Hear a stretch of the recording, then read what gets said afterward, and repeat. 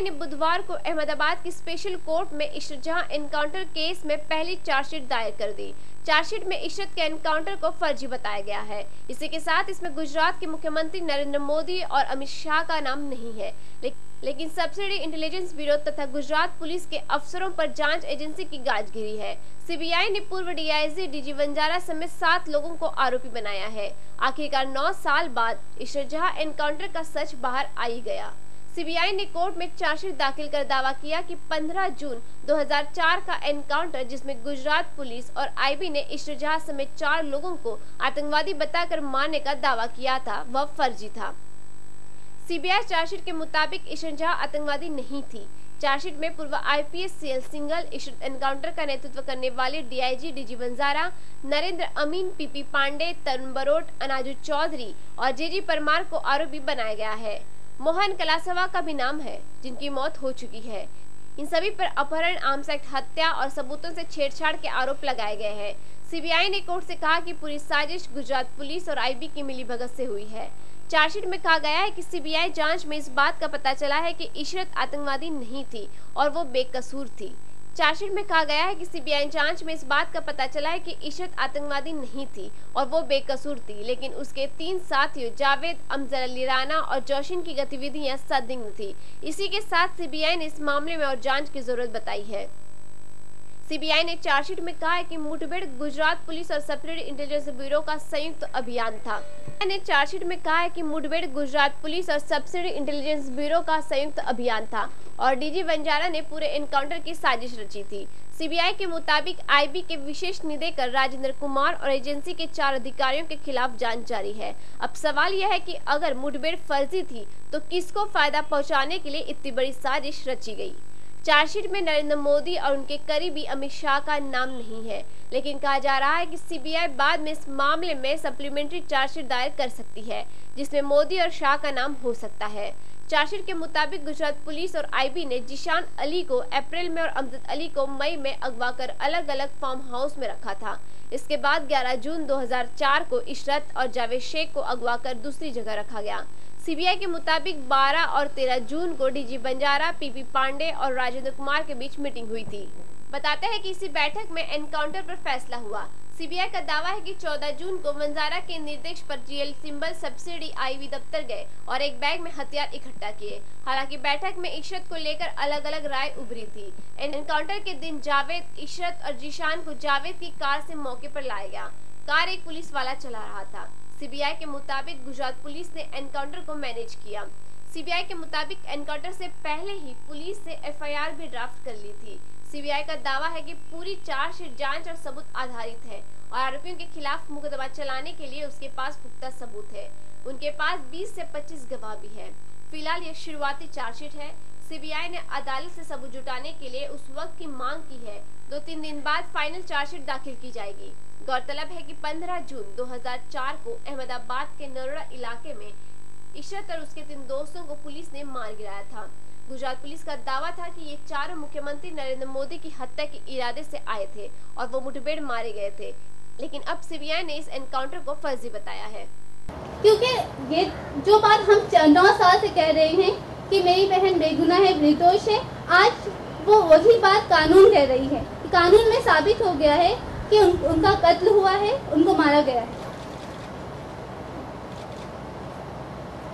आज मुझे इस बात की खुशी है कि कुछ ऑफिसर्स का नाम इसमें आया है, लेकिन मुझे पूरी इस बात की खुशी नहीं है, क्योंकि जिन लोगों ने मेरी बहन को मरवाया है, जिन लोगों ने बहुत बुरी तरह से उनका कत्ल किया, उनको मारा है, उन लोगों को पूरी तरह से अभी नाम नहीं आया है, उन लोगों को सजा नहीं मिली है। इसलिए हम लोग अभी पूरी तरह से खुश नहीं हैं।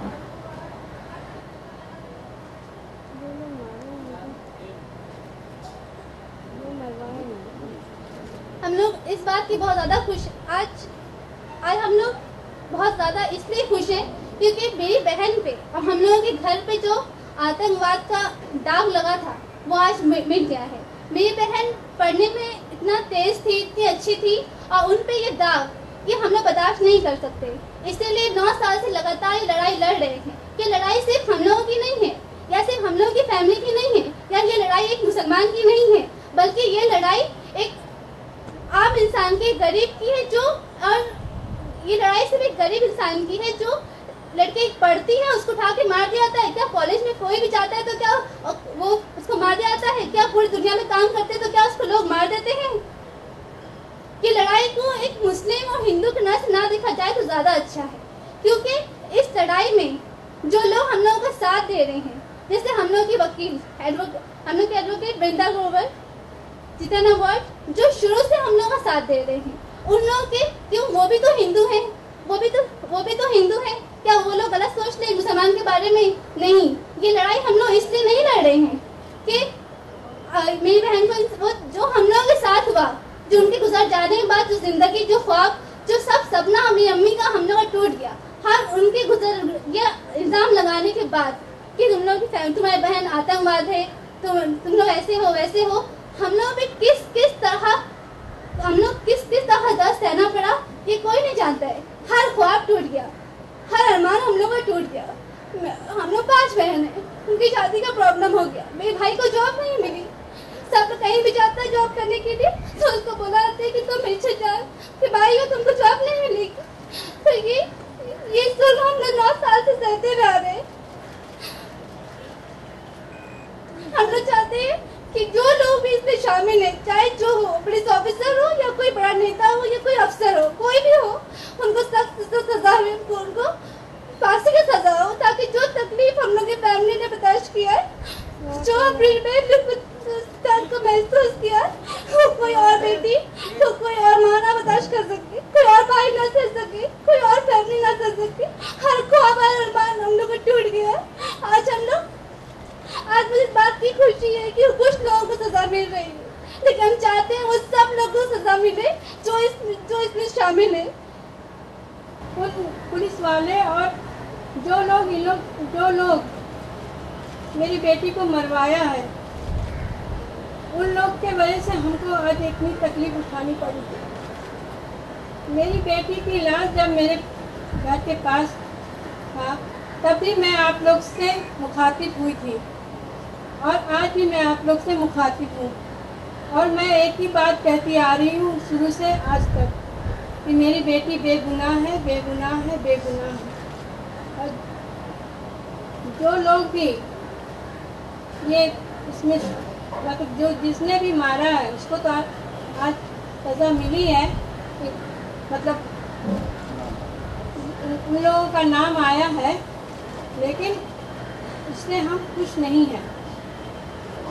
उन लोग का भी नाम आना चाहिए जिन्होंने हमारी बेटी को मरवाया है, तभी हमारे दिल को तसल्ली होगी।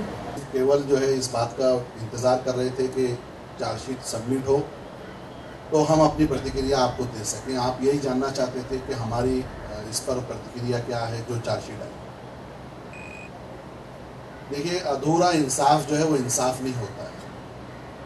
हम समझते हैं कि जो चार्जशीट अभी आई है उसमें वो ऑफिसर जिन्होंने इशरत जहां का मर्डर किया है उनके नाम चार्जशीट हो गई है, लेकिन अभी हम समझते हैं कि अभी भी 1-2 कदम हम दूर हैं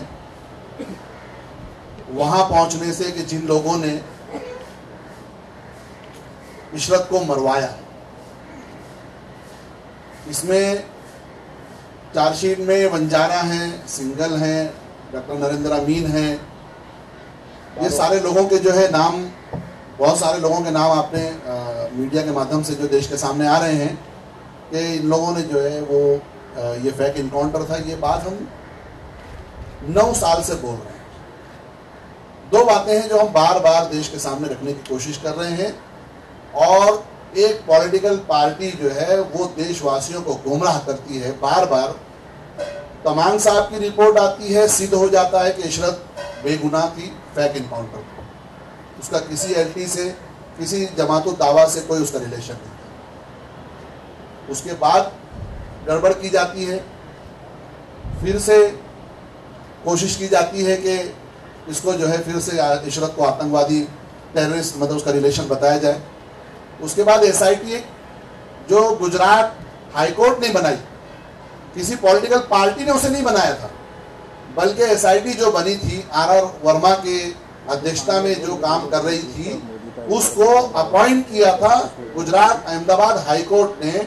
और आप ये समझते हैं कि हम साधारण लोग हैं, हमारी बसात नहीं, हमारी इतनी ताकत नहीं है। हम तो आपको बता दे बगैर शर्माए हुए कि हम तो जब डेट पे अगर पहुंचना हो, तारीख पे अगर हमको जाना हो, तो वहां पहुंचने के लिए भी हमको 2 दिन पहले से सोचना पड़ता था कि हम कहाँ कैसे जाएं, पता नहीं हमारे साथ क्या होगा, कैसे हमको जो है धमकियां दी जा रही थी, किस तरह से हमको डराया जा रहा था। तो मीडिया के जरिए आपके सामने आ चुका है। SIT की रिपोर्ट आती है, वहां सिद्ध हो जाता है कि इशरत बेगुनाह है। वकीलों ने दी है। चार्जशीट में एक एरिया ओपन रखा है कि सप्लीमेंट्री चार्जशीट जाएगी। 4 IB ऑफिसर्स के नाम उसमें दिए है। उसमें प्रमुख नाम राजेंद्र कुमार जी का है और वो चार्जशीट उनकी इंक्वायरी होके, और अदर्स भी कहा है। अदर्स का मतलब मैं ये समझता हूं कि जिन्होंने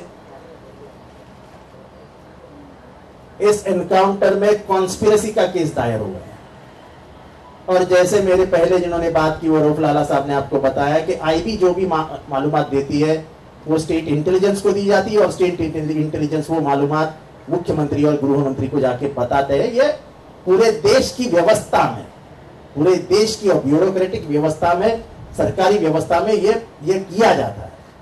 और इसका मतलब ये है कि इस कॉन्स्पिरेसी में उस वक्त के मुख्यमंत्री शामिल थे।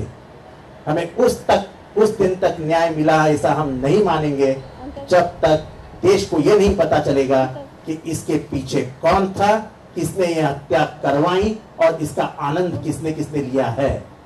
ये जो विकृति है, ये मानसिक विकृति है, इसमें कौन कौन थे, क्या ये देश के सामने आना जरूरी नहीं है? इसलिए 50% हमें जस्टिस मिला है। जस्टिस तभी मिलेगा जब सजा मिलेगी। Law will take its own course, कानूनन वो होता रहेगा, लेकिन कम से कम पहली बार इस देश में ऐसा हुआ है कि किसी चीज को हम लॉजिकल एंड तक लाए हैं। और ये सप्लीमेंट्री चार्जशीट का जो एरिया है, हम जैसे कहा है कि हम जाके अब दिल्ली में कोशिश करेंगे कि प्रधानमंत्री को मिले और प्रधानमंत्री से हम ये निवेदन करेंगे कि यहाँ पे कानून, अगर डॉक्टर बाबा साहब अम्बेडकर के कानून के तहत ये कहा जाता है कि everybody is equal in front of law, तो मुझे लगता है कि कोई भी हो, चाहे वो सरकारी नौकर हो या कोई आला नेता हो, उसको कोई सहूलियत नहीं देनी चाहिए। उसको जो भी है कानून के दायरे में रह के उसकी जांच की जानी चाहिए, और अगर वो गुनहगार है तो देश के सामने उसका नाम आना चाहिए। कानून पे, न्याय व्यवस्था पे पूरा भरोसा है, और इसीलिए आज तक हम लोग ये लड़ाई लड़ रहे थे और आज हम लोगों को इंसाफ मिली है। और हम मेरी अम्मी यही चाहती है, हम लोग पूरे लोग यही चाहते हैं कि इसमें जो भी शामिल है, जो भी बड़ा नेता शामिल है, कोई भी हो, क्योंकि जो इल्जाम मेरी बहन पे लगाया गया था, जिसके बारे में लगाया गया था कि वो किसको मारने जा रही हैं, जो भी हो, चाहे हम किसी का नाम नहीं लेना चाहते हैं, लेकिन कोई भी बड़ा नेता इसमें मेरी बहन के कत्ल में इस साजिश में शामिल है, तो उसको सख्त सजा होनी चाहिए। ये हम लोगों की अपने देश के न्याय व्यवस्था से ये मांग है कि उनको सजा मिले, ताकि जो तकलीफ हम लोगों ने बर्दाश्त करी है, हम लोगों की फैमिली ने जो सहा है, ये दर्द कोई और बहन ना सहे, किसी और लड़की के साथ ना हो। इसीलिए मुझे अपने देश के कानून से ये अपील है कि वो उन लोगों को बहुत सख्त सजा दे, ताकि कोई ये कदम कोई दूसरा इंसान ना उठा सके, कोई ये जुल्म ना सह सके।